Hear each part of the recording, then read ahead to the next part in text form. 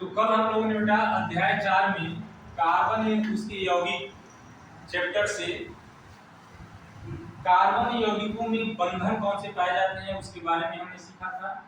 उत्कृष्ट गैस संरचना क्या होती है इसके बारे में हमने सीखा था, और सहसंयोजी अणु यानी इन अणुओं से ही कार्बनिक यौगिकों का निर्माण होता है। तो अभी यहाँ कोई जरूरी नहीं है, यहाँ पर जितने भी अणु दिखाई दे रहे हैं यह सहसंयोजी अणु तो हैं, लेकिन इसमें कार्बन नहीं है, केवल इसमें कार्बन है। तो हम सभी अणुओं के बारे में H2N2 यानी हाइड्रोजन अणु, ऑक्सीजन अणु, नाइट्रोजन अणु, ये क्या है अमोनिया, यह है जल और यह है मीथेन, इन सभी अणुओं की इलेक्ट्रॉन बिंदु संरचना के बारे में हमने सीखा था। अब आज हमें क्या क्या पढ़ना है उसको हम देखते हैं।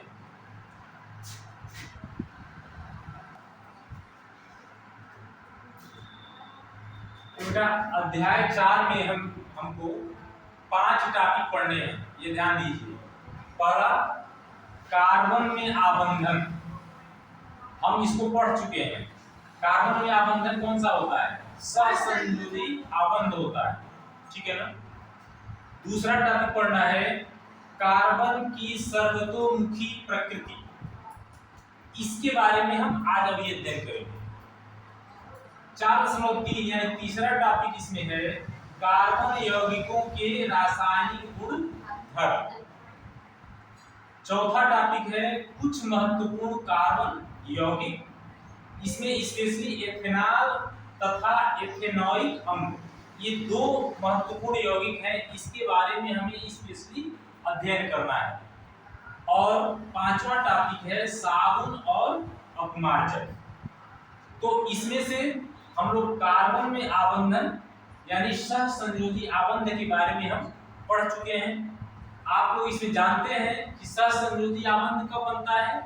जब दो परमाणु एक एक इलेक्ट्रॉनों का साझा करते हैं तो सहसंयोजी आबंध बनता है। यानी एक एक इलेक्ट्रॉनों का, यानी दो परमाणुओं के बीच में एक इलेक्ट्रॉन युग्म की साझेदारी से सहसंयोजी आबंध बनता है। अब कार्बन में जो ये सहसंयोजी आबंध पाए जाते हैं, तो ये हम कल इसमें बहुत से यौगिकों के बारे में सहसंयोजी यौगिक जो हैं, जैसे हाइड्रोजन अणु के बारे का निर्माण या इलेक्ट्रॉन बिंदु संरचना, या ऑक्सीजन के बारे में, नाइट्रोजन के बारे में सब पढ़ चुके हैं। आज हम पढ़ेंगे कार्बन की सर्वतोमुखी प्रकृति क्या होती है इसके बारे में। तो आप हेडिंग दीजिए कार्बन की सर्वतोमुखी प्रकृति, यहां पर आप दीजिए।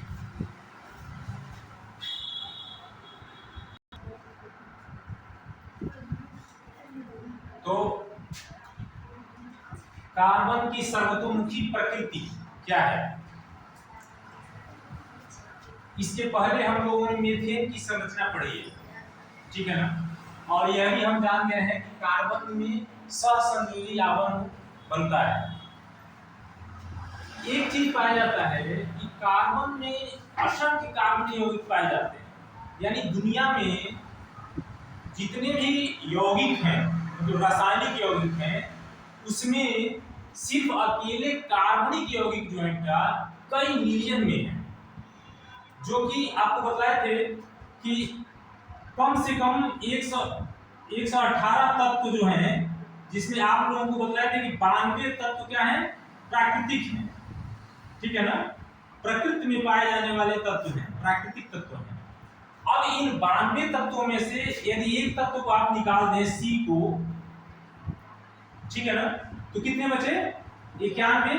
तो 91 तत्वों से बने यौगिक जो हैं, जितनी संख्या है इनकी, ध्यान दो, 91 तत्वों से बने यौगिकों की जो संख्या है उससे कई गुना, मतलब जितनी संख्या है उससे कई गुना अकेले कार्बनिक यौगिकों की संख्या है। अब यहां पर प्रश्न आता है कि सर ऐसा क्यों है कि नहीं? तो ये जो असंख्य कार्बनिक यौगिक जो पाए जाते हैं ये कई मिलियन में है। मिलियन आप समझ रहे हो, 1 मिलियन में 10 लाख के बराबर होता है। तो कई मिलियन का मतलब यदि मान लो हम 3-4 मिलियन ही माने तो कितना हो जाएगा, लगभग 30 से 40 लाख के करीब कार्बनिक यौगिक होते हैं। तो अब ऐसा क्यों होता है? ऐसा इसलिए होता है कि कार्बन में इसके दो कारक बताए गए हैं। कार्बन के पास दो गुण हैं। कौन सा गुण? पहला गुण है श्रृंखलन का गुण और दूसरा है चतुसंयोजकता। तो पहले हम इसको समझते हैं कि श्रृंखलन क्या होता है। श्रृंखलन का मतलब होता है बेटा कि कार्बन अपने ही कार्बन परमाणुओं के साथ, यानी कार्बन स्वयं कार्बन के साथ जुड़ के लंबी लंबी श्रृंखलाएं बनाती है। जैसे कल मीथेन के बारे में हमने पढ़ा, तो ये सबसे सरल यौगिक है। सबसे सरल यौगिक कौन सा है कार्बन का? मीथेन। इसका सूत्र क्या होता है? CH4। तो इसकी हम लोग कल इलेक्ट्रॉन बिंदु संरचना बनाए थे। मीथेन की इलेक्ट्रॉन बिंदु संरचना कल बनाए थे। इसमें हम लोगों ने देखा कि कार्बन की संयोजकता, कार्बन का परमाणु क्रमांक कितना होता है? 6। इलेक्ट्रॉनिक विन्यास इसका होगा 2 और 4। तो यानी इसके अंतिम कोश में कितने इलेक्ट्रॉन हैं? 4। तो इसको अपना ऑक्टेट पूरा करने के लिए, यानी अपने पास की उत्कृष्ट गैस संरचना प्राप्त करने के लिए इसको 4 इलेक्ट्रॉन की जरूरत है। अच्छा, इसकी यदि संयोजकता हम पूछें तो संयोजकता भी कितनी होगी? 4 होगी। कल बता चुके हैं। तो 4 संयोजकता होती है। इसका मतलब है कि इसको 4 सहसंयोजक बंध इसके साथ बनेंगे। यानी 4 सहसंयोजक बंध क्यों बनेंगे? इसको 4 इलेक्ट्रॉनों की जरूरत पड़ेगी। 4 इसका अपना है। 4 यदि कहीं से साझा कर लेता है तो इसका कितना हो जाएगा? 8 हो जाएगा। तो यह जो गुण, ये दूसरा वाला गुण है चतुसंयोजकता। तो इसके बारे में हम यहाँ पढ़ चुके हैं पहले भी, और इसको हम बतलाएंगे। लेकिन पहले हम पढ़ रहे हैं क्या कि असंख्य कार्बनिक यौगिक, यानी कई मिलियन में जो कार्बनिक यौगिक हैं, कई लाखों में, उसके कारण क्या है। तो आप बतला सकते हैं कि सर इसके 2 कारण होते हैं, पहला श्रृंखलन और दूसरा चतुसंयोजकता। तो पहले हम श्रृंखलन के बारे में पढ़ते हैं। ये श्रृंखलन क्या होता है? तो श्रृंखलन जो है, जैसे मान लीजिए कार्बन एक परमाणु है। अब कार्बन की चतुसंयोजकता 4 ये होगा ना, तो ये क्या होता है बेटा? कार्बन से कार्बन ऐसे जुड़ता चला जाता है। ये कितने भी संयोजक हो सकता है और भी बढ़ सकता है। ये 60-70 तक जाता है। ये संख्या कहां तक पहुंच जाएगी? 60-70 तक।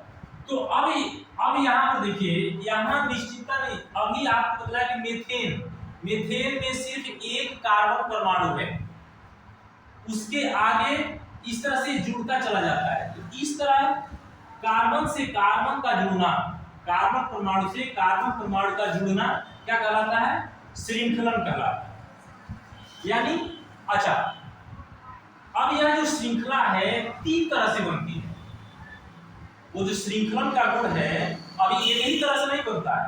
अब जैसे मान लो एक जिसमें कार्बन परमाणु उसका एक यौगिक बन जाएगा, जिसमें 2 कार्बन परमाणु उसका एक यौगिक बन जाएगा, 3 वाले का एक यौगिक बन जाएगा, 4 लेकर एक यौगिक बन जाएगा, 5 लेकर एक यौगिक बन जाएगा, 6 लेकर बन जाएगा। इस तरह से आप सोच के देखो, 60 तक है तो 60 यौगिक तो ऐसे ही बन जाएगा। एक बात हम मिनिमम कह रहे हैं 60 तक। उसके बाद तो यह तो हो गई लंबी श्रृंखला। दूसरी शाखित श्रृंखला भी बनाता है। शाखित श्रृंखला कैसे? जैसे आप देखते हो एक पेड़ होता है, तो एक पेड़ होता है कि जड़ से निकला और एक ही तना है उसका, और सीधे ऊपर बढ़ता चला गया, उसमें शाखाएं नहीं होती, सीधा सीधा निकलता चला गया। तो उसको हम यदि कार्बन के रूप में देखें तो वो कार्बन की लंबी श्रृंखला हो। लेकिन कई पेड़ होते हैं जो कि शुरू से ही कुछ दूर ऊपर जाने के बाद से उसमें से शाखाएं निकलने लगती हैं। तो इसे इसमें भी शाखाएं निकल सकती हैं। अब जैसे मान लीजिए हमने यहाँ पर एक लंबी श्रृंखला बनाया है, अब यहाँ से जाके यहाँ पर भी फिर सी जुड़ सकता है, फिर सी जुड़ सकता है, इसके ऊपर भी जुड़ सकता है, यहाँ से भी ऐसे, फिर आगे भी जुड़ सकता है सी डी। तो एक कहीं पर भी जुड़ के, कहीं पर भी जुड़ के आप ये शाखित श्रृंखला का भी निर्माण कर लेता है। तो आप समझ में आ रहा है कि हम अभी यहाँ पर कह रहे हैं कि 1 से 60 तक, 60 इसलिए बता रहे हैं कि 60 आपके बुक में दिया हुआ है कि 60 की लंबी श्रृंखला वाला एक यौगिक है जिसमें 60 कार्बन परमाणु है। वह कौन सा है? फुलरीन। 60 कार्बन परमाणुओं की एक श्रृंखला है, वह यौगिक का नाम फुलरीन है। ठीक है, तो हम इसलिए अभी बता रहे हैं। तो अभी आपको यहाँ पर 1 2 3 4 5 6 7 8 तक बनाए, ठीक है ना। अब इसी में देखो यहाँ से क्या हो गया, ये दूसरे कार्बन से यहाँ पर 2 कार्बन निकल गया, हो सकता है एक ही निकले, ठीक है ना, फिर तीसरे को निकल गया, चौथे को निकल। तो ये आपको यदि आप समझ सकते हो तो इसको समझ के देखो कि इससे कितनी सारी कार्बनिक यौगिकों का निर्माण होता होगा, ठीक है ना। तो इसी कारण से कई मिलियन में कार्बनिक यौगिक पाए जाते हैं, ठीक है, क्लियर। अब इसको देखिए, एक फिर वलय की श्रृंखला। अब यहाँ पर वलय का मतलब क्या? साइकिल। साइकिल का मतलब एक वृत्त, वृत्ताकार के रूप में। अब मान लीजिए कार्बन ऐसे भी जुड़ता है, एक सी यहाँ पर है, एक सी यहाँ पर, एक सी यहाँ, ऐसे ऐसे जुड़ता चला गया, ये हो गया। कितने कार्बन है यहाँ पर? 6 है। 5 का भी जुड़ता है, 4 का जुड़ सकता है, 4 का भी जुड़ता है, 4 का भी जुड़ेगा। तो अब ये वलय के रूप में भी श्रृंखलित हो रहा है। तो आप देखो किस किस तरह से एक लंबी श्रृंखला बन जाती है, शाखित श्रृंखला बन जाती है, वलय के रूप में बन जाती है। 4 परमाणुओं का बन सकता है, 5 का, 6 का, 7 का, 8 का, 9 का, ठीक है ना। तो आप इन 3 कारणों के कारण, श्रृंखलन के गुण के कारण यह 3 तरह की श्रृंखलाएं बनाता है कार्बनिक यौगिक, जिसके कारण से कार्बनिक यौगिकों की संख्या बहुत ही ज्यादा होगी। हो गया। अब उसके साथ ही अभी देखिए, अभी खत्म नहीं हुआ। श्रृंखलन का गुण का मतलब क्या होगा, पहले फिर समझिए। श्रृंखलन के गुण का मतलब कि कार्बन का कार्बन परमाणु से ही जुड़कर यौगिकों का निर्माण जो होता है श्रृंखलन कहलाता है।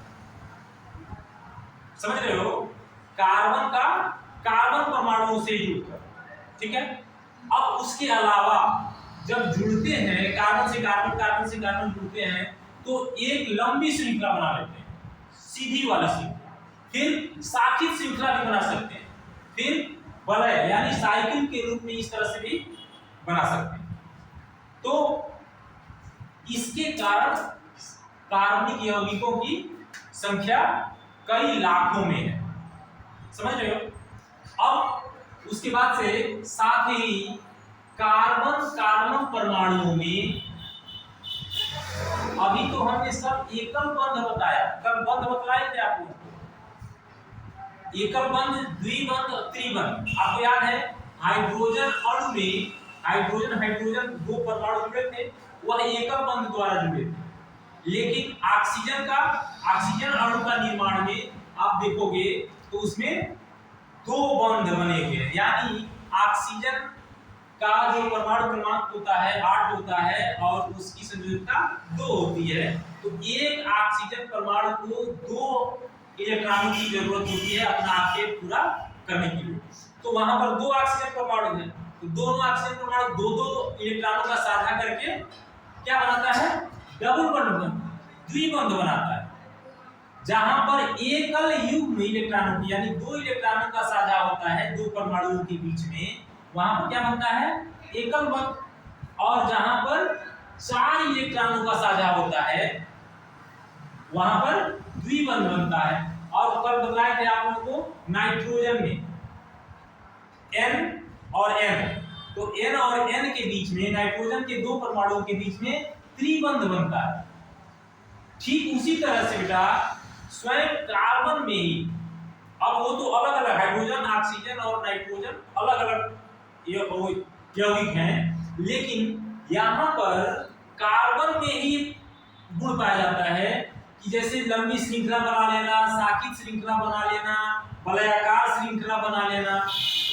उसके साथ साथ यह एकल बंध के यौगिक भी बनाता है, यानी कार्बन कार्बन सिंगल बॉन्ड एकल बंध से जुड़ता है, द्विबंध से भी जुड़ता है, और कार्बन कार्बन त्रिबंध से भी जुड़ता है, यानी दो कार्बन परमाणु एकल बंध के द्वारा भी जुड़ता है, द्विबंध के द्वारा भी जुड़ता है और त्रिबंध के द्वारा भी जुड़ता है। अब यहाँ पर एक समझने की बात है कि जिस कार्बन यौगिक में केवल सिंगल बंध यानी एकल बंध होते हैं, क्या ध्यान दीजिए, जिन कार्बनिक यौगिकों में केवल एकल बंध होते हैं उनको हम संतृप्त कार्बनिक यौगिक कहते हैं। क्या कहते हैं? संतृप्त कार्बनिक यौगिक। और जहां पर द्विबंध और त्रिबंध होता है, यानी उनमें से कोई भी हो, तो उनको हम असंतृप्त कार्बनिक यौगिक या सिंपली असंतृप्त यौगिक हम कहते हैं।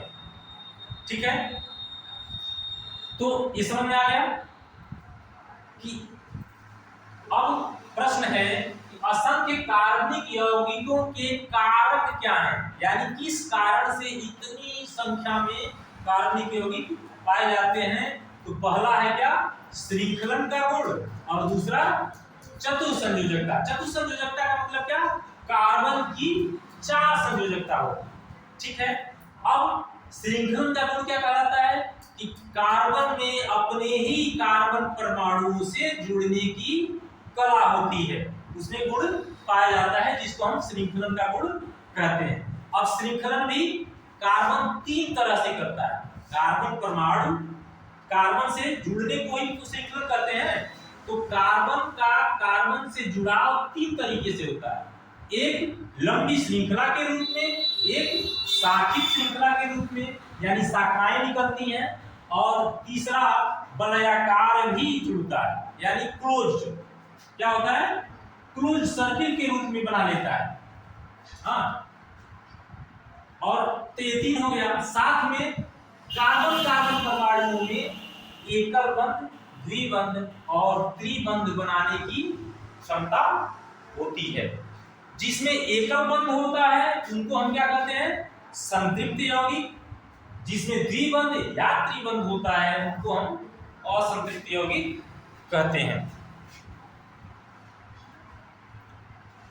अब कार्बन की सर्वतोमुखी प्रकृति क्या होती है, तो उतना समझने के बाद हम इसको इस तरह से लिख सकते हैं कि कार्बन एक अद्वितीय तत्व है।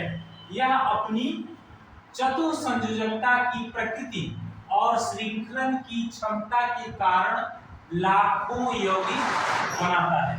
यानी सर्वतोमुखी प्रकृति का मतलब कि यह सबसे अधिक यौगिकों का निर्माण कार्बन स्वयं करता है। उसके 2 कारण चतुसंयोजकता का पाया जाना और श्रृंखलन की क्षमता का पाया जाना है। ठीक है, उसके बाद अब श्रृंखलन किसे कहते हैं? तो कार्बन में कार्बन के ही अन्य परमाणुओं के साथ जुड़ने की अद्वितीय क्षमता यानी गुण को श्रृंखलन कहते हैं। अभी हम आप लोगों को बता चुके हैं कि कार्बन स्वयं के कारण दूसरे कार्बन परमाणुओं से जुड़ता चला जाता है और असंख्य यौगिकों का निर्माण करता है। अब इसके बाद क्या बचा था उसमें? संतृप्त यौगिक और असंतृप्त यौगिक। वो क्या होता है उसको भी लिख लीजिए। अब आपको श्रृंखलन के बाद, चूंकि ये बतलाए थे ना कि कार्बन कार्बन परमाणुओं में एक दूसरे से जुड़ने की जो कला होती है वह 3 तरह से होती है। एकल बंध के द्वारा भी जुड़ते हैं, द्विबंध के द्वारा भी जुड़ते हैं और त्रिबंध के द्वारा। तो जो कार्बन कार्बन परमाणुओं के बीच केवल एकल बंध से बने यौगिक संतृप्त यौगिक कहलाते हैं। अच्छा, ये ध्यान दो कि संतृप्त यौगिक का मतलब संतृप्त हाइड्रोकार्बन। जो भी कार्बनिक यौगिक है वह हाइड्रोजन और कार्बन से ही मिलकर बना होता है। जितने भी कार्बनिक यौगिक बाद में उसको हम मिलाएंगे तो उसमें कभी ऑक्सीजन, नाइट्रोजन, सल्फर वगैरह भी जुड़ते हैं, लेकिन वो अलग प्रक्रिया है। सामान्य रूप से कार्बनिक यौगिक क्या होते हैं, जो लंबी लंबी श्रृंखलाएं जो होती हैं कार्बनिक यौगिकों की या शाखित श्रृंखला या जो भी हम लोग पढ़ते हैं उसमें हाइड्रोकार्बन वो कहलाते हैं। यानी जो ये नोट में लिखवाए हैं कि केवल कार्बन एवं हाइड्रोजन से बनने वाले यौगिक हाइड्रोकार्बन कहलाते हैं। तो हाइड्रोकार्बन ही कार्बनिक यौगिक भी कहलाते हैं। ठीक है, तो संतृप्त यौगिक यानी संतृप्त हाइड्रोकार्बन, संतृप्त यौगिक का मतलब क्या, आप इसको संतृप्त कार्बनिक यौगिक भी कह सकते हो या संतृप्त हाइड्रोकार्बन भी कह सकते हो। अब तो यदि इसकी परिभाषा लिखनी हो तो कार्बन कार्बन परमाणुओं के बीच केवल एकल बंध से, ये ध्यान दो, केवल एकल बंध से बने यौगिक संतृप्त यौगिक कहलाते हैं। किसके बीच एकल एक बंध होना चाहिए, कार्बन कार्बन परमाणुओं के बीच। हो सकता है कि उसमें आप बाद में वो जुड़ जाए, ठीक है ना, तो उससे कोई मतलब नहीं है। यहाँ पर हमेशा ध्यान रखो कि एकल बंध, द्विबंध या त्रिबंध की जब हम बात करते हैं तो वह कार्बन कार्बन परमाणुओं के बीच में होना चाहिए। वो कार्बन के साथ ऑक्सीजन का मान लो जुड़ रहा है तो वहां पर वो नहीं माना जाएगा। तो ये ध्यान रखना है, कार्बन कार्बन परमाणुओं के बीच केवल एक बंध से यदि कार्बनिक यौगिक बनता है तो उसको हम क्या कहेंगे, संतृप्त यौगिक। और असंतृप्त यौगिक क्या कहते हैं, द्विबंध या त्रिबंध वाले जो कार्बनिक यौगिक होते हैं। यानी दो कार्बन परमाणुओं के बीच में या तो द्विबंध हो या कोई भी यौगिक ऐसा हो जिसमें त्रिबंध हो, तो सभी यौगिक क्या कहलाएंगे, असंतृप्त कार्बनिक यौगिक कहलाते हैं। और असंतृप्त कार्बनिक यौगिक को ही जैसे यहाँ पर संतृप्त हाइड्रोकार्बन कहते हैं, यहाँ देखो, उसी तरह से असंतृप्त हाइड्रोकार्बन उसको कहते हैं। क्यों, क्योंकि सभी के सभी कार्बनिक यौगिक हाइड्रोजन और कार्बन से मिलकर बने होते हैं। क्लियर, ये नोट में इसीलिए लिखवा देंगे, कार्बन एवं हाइड्रोजन से बनने वाले हाइड्रोकार्बन कहलाते हैं। तो यहाँ पर यदि हम सिर्फ असंतृप्त यौगिक या संतृप्त यौगिक लिखते हैं तो इसका मतलब है कि हम कार्बनिक यौगिक या हाइड्रोकार्बन के बारे में बात कर रहे हैं। तो आज के लिए फिलहाल इतना ही, कल हम पुनः